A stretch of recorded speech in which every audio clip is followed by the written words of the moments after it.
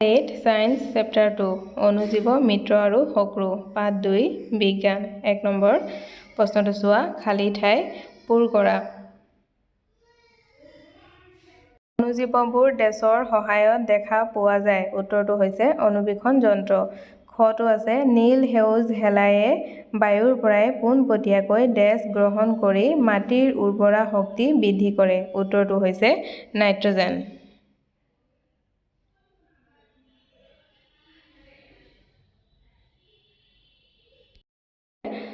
ডেছ ৰ সহায়ত সুৰা প্ৰস্তুত কৰা হয় উত্তৰটো হৈছে ইষ্ট ঘ নম্বৰটো আছে ডেছৰ দ্বাৰা কলেৰা হয় উত্তৰটো হৈছে বেক্টেৰিয়া 2 নম্বৰটো চোৱা শুদ্ধ উত্তৰত ৰাইট চিন দিয়া ক আছে চেনি সুৰা হাইড্ৰক্লৰিক এচিড অক্সিজেন প্ৰস্তুত কৰিবলৈ ইষ্ট ব্যৱহাৰ কৰা হয় উত্তৰটো হৈছে সুৰা প্ৰস্তুত কৰিবলৈ ইষ্ট ব্যৱহাৰ কৰা হয়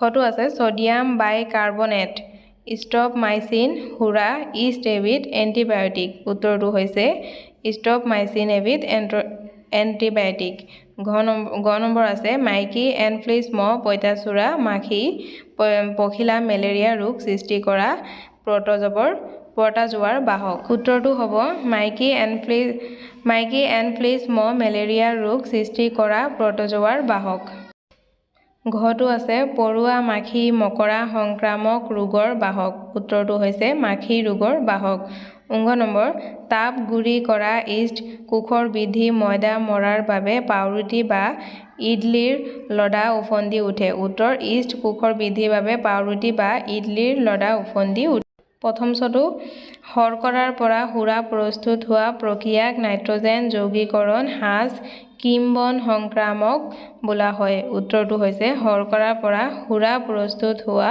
প্ৰক্ৰিয়াক কিম্বন বোলা হয় 3 নম্বৰ প্ৰশ্নটো চোৱা এ অংশত থকা অনুজীৱবোৰক বি অংশৰ ক্ৰিয়াৰ লগত মিলোৱা এটোত আছে বেক্টেৰিয়া ৰাইজবিয়াম লেক্টবেচিলাছ ইষ্ট প্ৰটোজোৱা ভাইৰাছ আৰু বিত আছে নাইট্ৰজেন যৌগীকৰণ দৈ প্ৰস্তুত কৰাত পাউৰুটি প্ৰস্তুতকৰণত মেলেৰিয়া ৰোগ সৃষ্টিত কলেৰা ৰোগ সৃষ্টিত এইডছ ৰোগ সৃষ্টিত এন্টিবায়োটিক প্ৰস্তুত কৰাত বেক্টেৰিয়া কলেৰা ৰোগ সৃষ্টিত ৰাইজোবিয়াম নাইট্ৰজেন যৌগীকৰণ লেক্টবেচিলাছ দৈ প্ৰস্তুত কৰাত ইষ্ট পাউৰুটি প্ৰস্তুতকৰণত প্ৰটোজোৱা মেলেৰিয়া ৰোগ সৃষ্টিত ভাইৰাছ এইডছ ৰোগ সৃষ্টিত 4 নম্বৰ প্ৰশ্নটো চোৱা অনুজীৱবোৰ খালী চকুৰে দেখা পোৱা যায়নে সিহঁতক কেনেকৈ দেখা পাব পাৰি উত্তৰটো হ'ল অনুজীৱবোৰ খালী চকুৰে দেখা পোৱা নাযায় সিহঁতক অনুবীক্ষণ যন্ত্ৰৰ সহায়ত দেখা পাব পাৰি ভেঁকুৰ জাতীয় কিছুমান অনুজীৱক আতচি কাছেৰে দেখা যায় 5 নম্বৰ প্ৰশ্নটো চোৱা অনুজীৱৰ ডাঙৰ ভাগবোৰ কি কি উত্তৰটো হৈছে অনুজীৱৰ ডাঙৰ ভাগবোৰ হ'ল বেক্টেৰিয়া ভেঁকুৰ প্ৰটোজোৱা হেলাই আদি প্ৰশ্নটো চোৱা মাটিত বায়ুমণ্ডলীয় নাইট্ৰজেন যৌগীকৰণ কৰিব পৰা অনুজীৱসমূহৰ নাম কোৱা উত্তৰটো হৈছে মাটিত বায়ুমণ্ডলীয় নাইট্ৰজেন যৌগীকৰণ কৰিব পৰা অনুজীৱসমূহ হ'ল বেক্টেৰিয়া ৰাইজোবিয়াম নীল হৰিত হেলাই আদি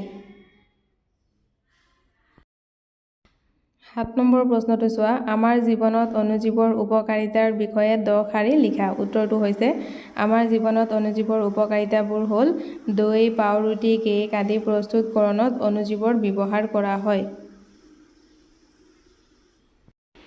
খটো হৈছে কিছুমান বেক্টেৰিয়া আৰু নীলা সেউজীয়া হেলায়ে বায়ুমণ্ডলৰ নাইট্ৰজেন স্থিৰীকৰণ কৰি মাটিত নাইট্ৰজেনৰ পৰিমাণ বঢ়াই উৰ্বৰতা বৃদ্ধি কৰে গটো হৈছে সুৰা মদ আৰু ভিনেগাৰ আদি ব্যৱসায়িক ভিত্তিক প্ৰস্তুত কৰাৰ বাবে অনুজীৱ ব্যৱহাৰ কৰা হয় ঘ নম্বৰ বিভিন্ন ৰোগ নিবাৰণ কৰাৰ কাৰণে ব্যৱহাৰ হোৱা এন্টিবায়োটিক বেক্টেৰিয়া ভেঁকুৰ আদি কিছুমান নিৰ্দিষ্ট অনুজীৱ বিকশিত কৰি প্ৰস্তুত কৰা হয়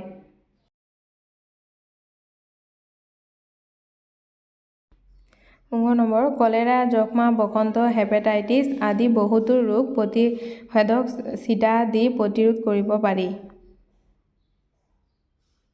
প্ৰথম অনুজীৱবোৰে মৃত উদ্ভিদ আৰু প্ৰাণীৰ দেহত থকা জৈৱিক পদাৰ্থবোৰ পচন ঘটাই সৰল পদাৰ্থলৈ ৰূপান্তৰিত কৰে এই সৰল পদাৰ্থবোৰক উদ্ভিদ বা প্ৰাণীয়ে পুনৰ ব্যৱহাৰ কৰিব পাৰি দ্বিতীয় চ অণুজীৱবোৰে অনিষ্টকাৰী আৰু দুৰ্গন্ধযুক্ত পদাৰ্থবোৰ পচাবলৈ পৰিৱেশ নিৰ্মল কৰে।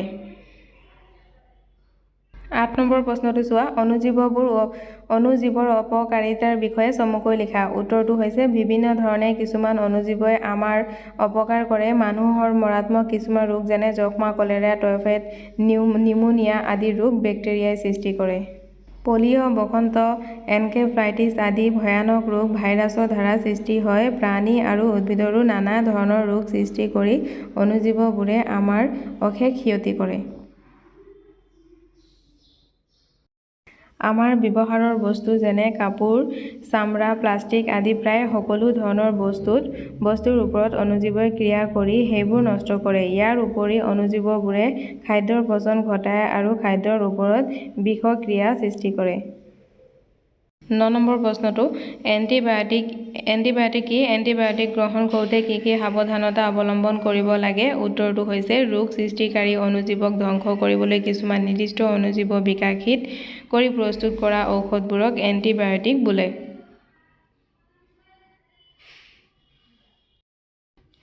ডক্তৰৰ পৰামৰ্শ মতে এন্টিবায়টিক গ্ৰহণ কৰিব লাগে। ডক্তৰে দিয়া নিৰ্দেশ অনুসৰি দৰৱ ক্ৰছ-চেক কৰিব লাগে। অপ্ৰয়োজনীয়ভাৱে এন্টিবায়টিক গ্ৰহণ কৰা উচিত নহয়, কাৰণ শৰীৰত থকা উপকাৰী অণুজীৱৰ মৃত্যু হ'ব পাৰে।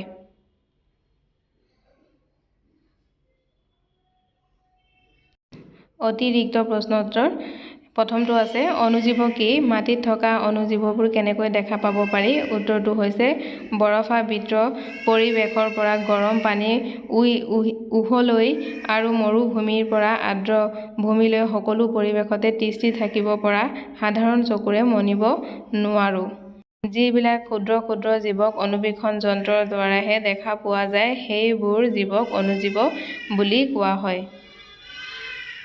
মাটিত থকা অণুজীৱ দেখা পাবলৈ প্ৰথমে অলপ পথাৰৰ সেমেকা মাটি এটা বিকাৰত পানী লৈ মিহলাই ল'ব লাগে। কিছু সময়ৰ পিছত বিকাৰৰ এটোপাল পানী স্লাইড এখনত ৰাখি অণুবীক্ষণ যন্ত্ৰৰ দ্বাৰা চুলে মাটিত থকা অণুজীৱবোৰ দেখা পাব পাৰি। সংক্ৰামক ৰোগ কাক বোলে? এই ৰোগ বিয়পোৱাত কেনেকৈ বাধা দিব পাৰি? উত্তৰটো হৈছে অণুজীৱৰ পৰা হোৱা যিবিলাক ৰোগ বায়ু, পানী, আহাৰ বা ইজন সিজনৰ সংস্পৰ্শৰ দ্বাৰা ৰোগীয়া লোকৰ পৰা সুস্থ লোকলৈ বিয়পে সেইবোৰক সংক্ৰামক ৰোগ বোলে।